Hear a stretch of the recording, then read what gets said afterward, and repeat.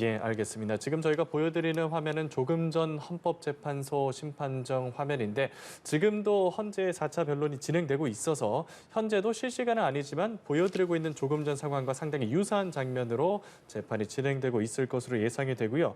그러면 이제 헌법재판소 재판관들이 윤석열 대통령의 그 탄핵 소추안이 기각될 만한지 아니면은 통과될 만한지를 판가름할 기준이 윤석열 대통령 측이 주장하는 것처럼 내용을 들어보니 계엄을 선포할 만했구나 혹은 경고 정도에 그쳤구나 이 부분에 대한 판단을 내리게 될 건가요?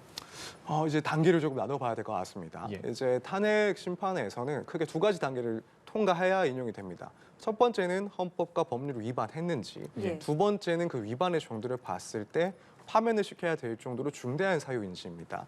자, 그렇다면 이 계엄의 필요성을 주장하는 그런 윤 대통령의 주장을 만약에 판단을 한다면 이 부분은 과연 계엄 필요성은 있다 하더라도 예. 이것이 헌법과 계엄법상에 정해져 있는 그 계엄 선포의 사유에 해당하는지 이걸 따지게 될 겁니다. 예. 필요성이 있다고 해서 곧바로 이것이 계엄이 적법하다 인정이 되는 것이 아니라 이런 필요성이 어느 정도 일리가 있다 하더라도 이것이 과연 계엄 선포의 요건에 해당하는지 이걸 따질 겁니다. 그래서 어느 정도 영향을 줄 수는 있긴 하겠지만 설사 필요성을 일부 대통령이 판단했다 하더라도 헌법에는 위반된다 혹은 계엄법에 위반된다는 판단을 할 수가 있습니다.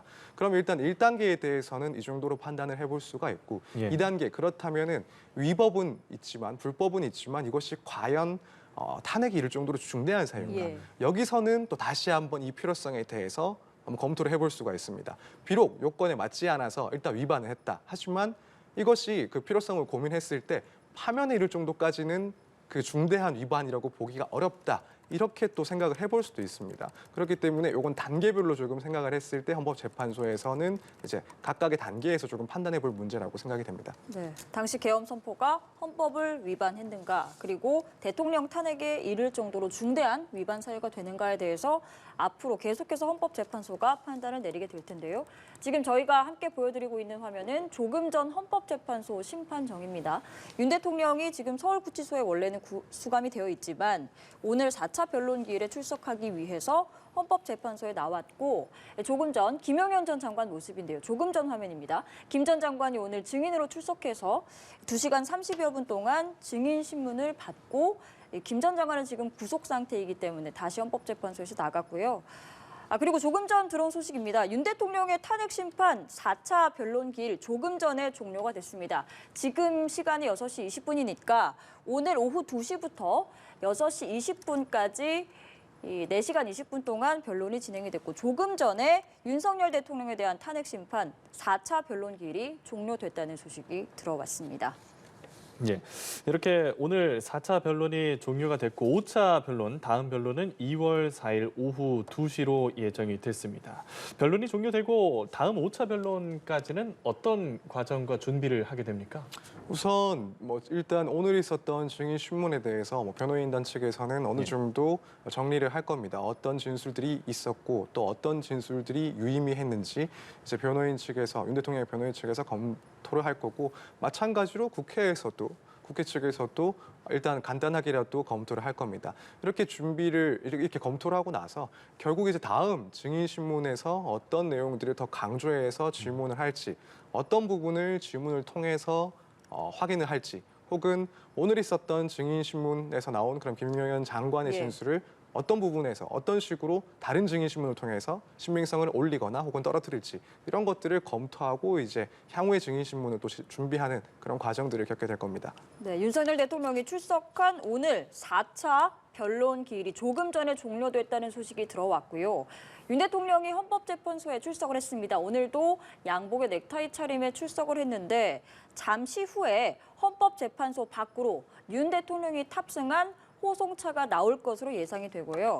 그제와 마찬가지로 이제 경호 차량과 함께 호송차가 의왕에 있는 서울구치소로 이동을 하게 되는데 이 다음번 변론 기일은 2월 4일입니다. 2월 4일 오후 2시에 윤 대통령의 탄핵 심판 5차 변론 기일이 예정이 되어 있고요. 그리고 방금 말씀하신 것처럼 5차 변론 기일에는 여인영 전 방첩사령관 그리고 홍장원 전 국정원 1차장이 출석을 할 예정입니다. 이 인물들은 국회 측이 증인 신청한 것으로 추정이 되는데 어떤 증언을 좀 할 것으로 예상을 해볼 수 있을까요? 지금 이 두 사람 같은 경우에는 이제 결국 윤 대통령이 직접 어떠한 지시를 내렸다라는 그런 진술들을 해온 사람들입니다. 그렇기 예. 때문에 국회 측에서는 당연히 탄핵 사유를 입증하는 데 있어서 유리한 증인들이라고 판단을 할 거고, 반면에 이제 윤 대통령 측에서는 상당히 불리한 그런 대상이라고 생각을 할 겁니다. 핵심은 결국 이 계엄 당일에 윤 대통령으로부터 그런 개별적인 지시를 받았느냐, 그리고 받았다면은 그 내용이 어떤 것이었느냐. 그래서 뭐 국회와 관련해서는 국회에 군인들 병력들을 투입해서 국회의원들을 끌어내라는 지시가 예. 있었는지 여부에 대해서 상당 부분 물어볼 것이고, 또 한편으로는 지금 홍장원 차장 같은 경우에는 당시에 뭐 정치 인사들 그리고 유력 인사들에 대해서 뭐 체포를 해라라는 그런 지시를 또 받았다라고 말을 하고 있는 인물입니다. 그렇습니다. 그래서 이런 부분에 대해서 윤 대통령의 구체적인 지시가 있었는지 그 내용을 다시 한번 법정에서 확인하는 그런 내용이 가장 주된 쟁점이라고 보여집니다. 예, 알겠습니다. 윤석열 대통령에 대한 4차 변론이 조금 전에 끝났고 이제 5차 변론 2월 4일 오후 2시로 예정돼 있습니다. 5차 변론에서는 여인영, 홍장원 증인이 신문될 예정이고요. 이제 공수처가 검찰로 사건을 이첩하지 않았습니까? 그러면 이제 검찰에서 사건을 수사할 준비를 하고 있을 텐데 이틀 전 상황을 조금 되짚어 보면 헌재 변론기일이 끝나고 당시 수사를 하려고 했던 공수처가 구치소에 먼저 가서 수사를 할 준비를 하고 있지 않았습니까? 이제 조금 전에 4차 변론 기일이 끝났는데 검찰 같은 경우에는 지금 수사를 위해서 바로 이틀 전 공수처처럼 움직임을 나설지 어떤 움직임을 보이게 되겠습니까? 사실 뭐 오늘 당장에 검찰이 움직이지는 않을 것 같습니다. 예. 그저께 있었던 상황을 보자면 이제 공수처에서도 또 한편으로는 비판을 많이 받았습니다. 예. 이 외부에 이 재판을 위해서 출석을 한 윤 대통령이 이제 귀소할 때를 기다려서 구치소에서 강제 구인 혹은 방문 조사를 진행하려고 했는데 사실은 결국 병원에서 이제 진료를 받게 되면서 그런 동선까지도 파악하지 못한 것 아니냐라는 비판이 많이 있었습니다. 그러한 시점에서 검찰이 이제 곧바로 사건을 넘겨받자마자 오늘 귀소하는 윤 대통령에 대해서 뭐 강제 구인이라든가 혹은 예. 방문 조사를 실시하지는 않을 것 같습니다. 어느 정도는 그래도 여유를 조금 두고 그런 조사들을 진행을 하지 않을까. 직접적인 조사에 대해서는 조금 시간을 두고 진행하지 않을까. 왜냐하면 뭐 공수처에서 이런 일이 지금 계속 연이어서 시도를 예. 했었던 네. 상황이다 보니까 아무래도 검찰 입장에서는 조금 한 템포 쉬어가려고 하지 않을까 예상을 해봅니다. 그 쉬어간다는 게 오늘 내용 나왔던 것도 조금 검토하면서 공수처가 물론 최선을 다한 것이겠습니다만 했던 일종의 실수 같은 것을 반복하지 않기 위해 탄탄한 준비를 하는 과정이라고 이해하면 될까요? 네, 그럴 것 같습니다. 일단 검찰에서도 과연 이제 윤 대통령에 대한 직접적인 그런 조사 가능할지에 대해서는 예. 좀 신경을 많이 쓸 것 같습니다. 예. 그런데 뭐 연이어서 공수처에 이어서 검찰에서도 뭐 시도를 했다가 실패를 한다라고 한다면 아무래도 이제 비슷한 절차의 반복이라는 점을 또 비판을 받을 수가 있을 것 같습니다. 그렇기 때문에 일단 뭐 조사도 윤 대통령에 대한 조사도 일단 전제는 해놓겠지만 예. 그것 외에도 우선은 뭐 실질적인 조사가 이루어지기 전에 이미 공수처에서 준비한 그런 자료들을 보고 이제 향후 검찰이 또 추가적으로 조사를 하고 확인해야 될 내용들이 무엇일지, 공수처가 조사한 내용들을 봤을 때 뭔가 부족한 점이 있거나 보완을 해야 될 내용이 있다라고 한다면 그것들을 살피고 조사 과정을 조금 더 꼼꼼하게 준비를 하고 진행하는 그런 절차들을 먼저 밟지 않을까 생각이 됩니다. 네, 알겠습니다. 조금 전에 윤석열 대통령의 탄핵 심판 4차 변론 기일이 종료가 되었다는 소식이 들어왔고요. 윤 대통령 지금 저희가 보여드리고 있는 화면은 오늘 변론 기일에 출석한 윤석열 대통령의 모습입니다. 보시는 것처럼 양복에 넥타이를 메고 오늘 재판에 출석을 했고 김용현 전 국방장관이 오늘 이 탄핵 심판의 첫 번째 증인으로 출석을 해서 증인 신문이 2시간 30여 분 동안 이루어졌습니다. 그 이후에 윤 대통령 측이 계속해서 비상계엄을 선포했어야만 하는 이유에 대해서 설명을 했고요. 그리고 나서 지금 윤 대통령의 탄핵 심판 4차 변론기일이 종료가 됐는데 곧 윤 대통령이 헌법재판소에서 나와서 호송차를 타고 법무부 호송 차량을 타고 서울 구치소로 이동을 할 것으로 전망이 되는 상황입니다. 저희가 보여드리고 있는 화면은 오늘 재판 상황이고 잠시 후에 윤 대통령이 호송차를 타고 이동을 하면 그 화면도 저희가 함께 보여드릴 예정입니다. 예, 재판 중에 나왔던 얘기를 조금 더 짚어보도록 하겠습니다. 부정선거 의혹에 대한 얘기도 나왔는데 헌법재판소가 수사 진술 조서 가운데 일부를 증거로 채택을 하고 중앙선거관리위원회와 관련한 국가정보원의 기밀 문서를 확보를 했거든요. 어떤 부분을 확인하고자 합니까요?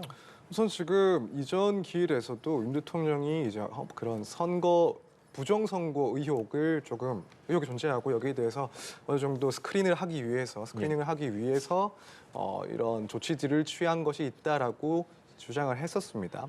물론 이게 지금 계엄 선포의 사유에 해당하는지는 일단 변론을 하고 결국 윤 대통령 입장에서는 이런 계엄 선포의 필요성 중에 하나로서 이렇게 부정선거 의혹 문제를 제기를 한 건데요. 예. 결국 이제 헌법재판소에서 이 관련해서 중앙선거관리위원회와 관련된 그런 국가정보원의 기밀 문서를 확보했다라는 것은 우선 이 윤 대통령의 주장 자체를 한번 판단을 해보겠다. 예. 그래서 물론 이 내용 자체가 뭐 정면으로 이 비상계엄 선포의 요건에 해당한다라고 판단할지는 일단 변론으로 하고 우선은 중요한 방어로 우선은 행사하고 있는 주장이니까 여기에 대해서는 우선 관련된 문서들을 확인해 보겠다. 그래서 과연 이런 의혹을 제기할 만큼 실제 그런 정보원의 그런 조사 결과가 있는지 혹은 네. 단순한 의혹에 불과한 건지를 한번 판단을 해보겠다라는 입장인 것 같습니다. 그래서 이 결과에 따라서 뭔가 더 그런 판단해야 볼 내용이 더 있다라고 판단이 된다면 예. 이후에는 이제 추가적인 증거 조사를 실시할 수도 있고 또 한편으로는 윤 대통령 측에서 이 증거로 신청한 이 선거 관리와 관련된 그런 인력들에 대한 증인 신문도 조금 검토해 보지 않을까 이렇게 예상이 됩니다.